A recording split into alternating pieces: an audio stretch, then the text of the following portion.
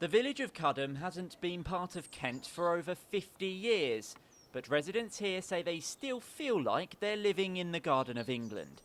And being part of Greater London didn't matter much until the end of August, when the village was split by the new ULEZ boundary.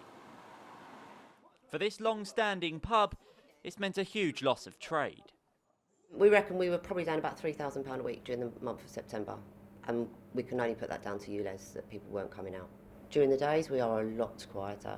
We are right on the boundary of the ULEZ, so people that would come from Sevenoaks Way have now got to pay an additional £12.50 to come to our pub, which is another meal. And at the moment, in the middle of the crisis, it's an expensive thing to do, and yeah, it is affecting business, definitely.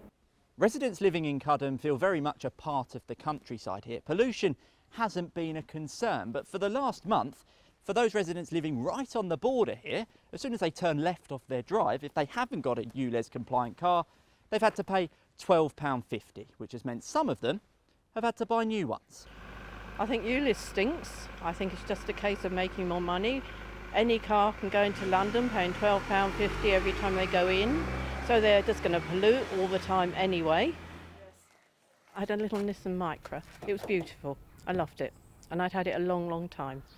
But I thought I'd better make sure that I can go places I need to go.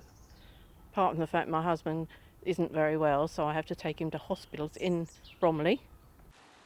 In the last 6 months, police have recorded nearly 800 crimes relating to ULEZ cameras, 200 reports of them being stolen, and 595 instances of criminal damage.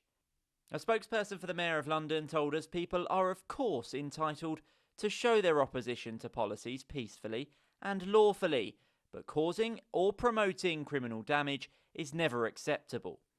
They added that expanding ULEZ was a difficult but necessary decision to tackle air pollution, and say 9 out of 10 cars are already ULEZ compliant.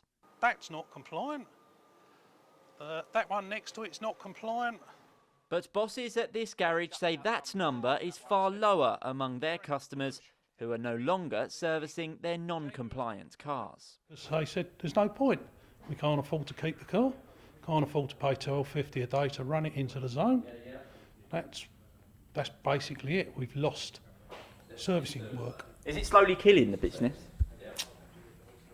To a degree, yes.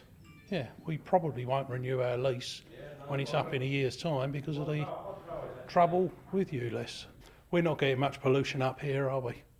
We're in the middle of the country. The cow farting over the road will give you more pollution. It's understood in the first month with the new boundary, no one has received a penalty for driving a non-compliant vehicle. TfL say they will start issuing fines from tomorrow. Joe Caution, ITV News, Cudham.